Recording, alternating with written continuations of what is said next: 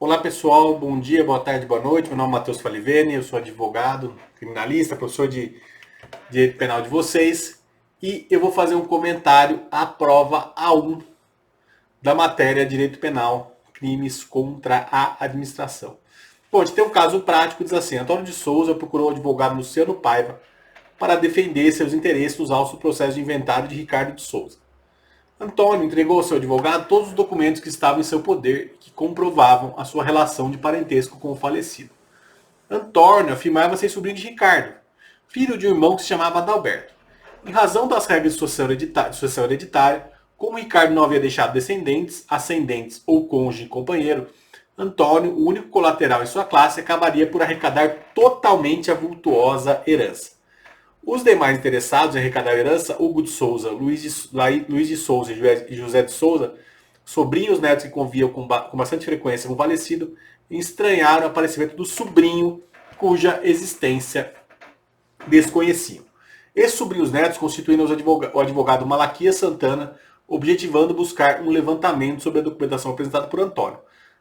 Malaquias reuniu provas que demonstravam que a falsidade dos documentos apresentados por Antônio nos autos do processo de inventário e pleiteou ao juiz do inventário a exclusão de Antônio do processo e sua remoção do cargo de inventariante.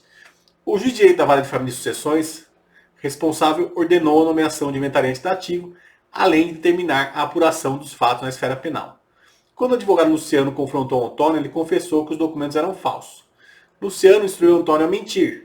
Diz que ele jamais deveria afirmar ser o autor da documentação. Luciano construiu a partir daí uma história fantasiosa, que fazia parar a culpa pela documentação na mãe já falecida de Antônio. Instaurado o processo penal, Luciano passou a instruir testemunhas, isso aqui é importante.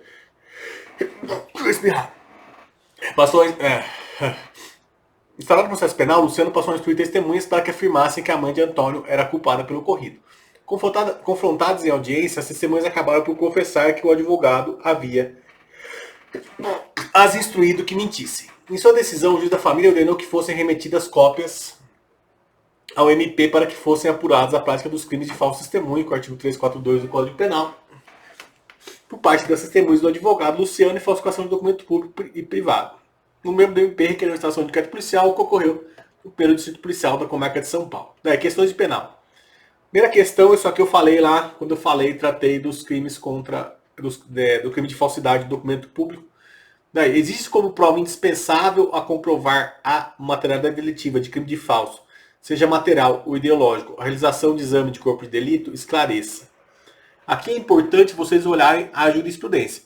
Porque se há uma falsidade material, né, daí sim exige. Na ideológica, em tese também se exigiria.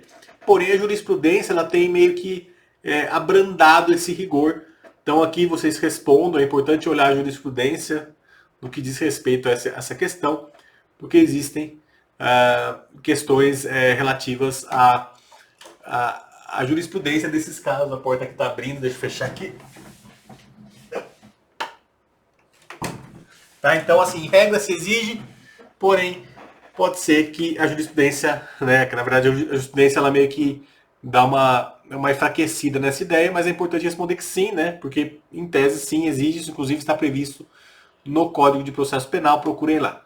Daí, qual a diferença de falsificação parcial e alteração de documento?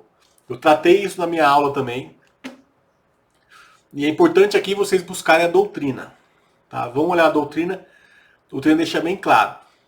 Na falsificação parcial, você, por exemplo, insere alguma coisa, você coloca alguma coisa a mais, e na alteração você faz uma modificação, né? Apaga algum elemento do documento. Daí tem umas questões para alunos de ingresso tardio, e as duas questões do ingresso tardio elas dizem respeito ao crime de falso testemunho, que é um crime que a gente vai estudar um pouco mais para frente. Pergunta lá, retratação realizada para testemunho que mentiu ou ocultou a verdade em seu depoimento, desde que ocorra antes da sentença, é causa extintiva da punibilidade, tal atinge coautores e partícipes, explique. Então essa questão aqui é sobre falso testemunho, até estou pensando em gravar, né, antes o falso testemunho, para não sei se vocês têm que responder isso ou não, acho que não, né, mas até estava pensando em gravar antes, assim, em regra você tem a extinção da punibilidade, a discussão aqui, ela vai se estender para coautores e partícipes, tá? Daí você tem uma discussão grande da doutrina sobre isso. Considera, questão 4 para um tardio, né? Considera a situação hipotética que testemunha em juízo apresentou sua versão a respeito do caso, influenciada por fatores externos, tais como opinião pública, atuação da mídia e convencimento do advogado que a direcionou, fazendo com que concluísse que tal fato teria de fato ocorrido mesmo sem haver a confirmação.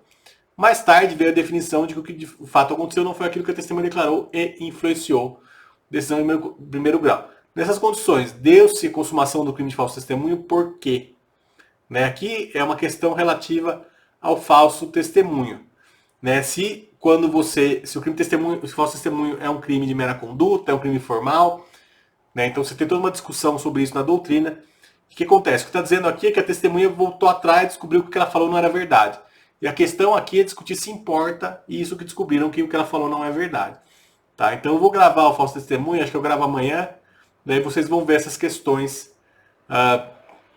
lá. Tá? E depois tem as questões de processo penal, né? Que é sobre gravação de prova, sobre questão de prova, tá? Eu não vou entrar nisso.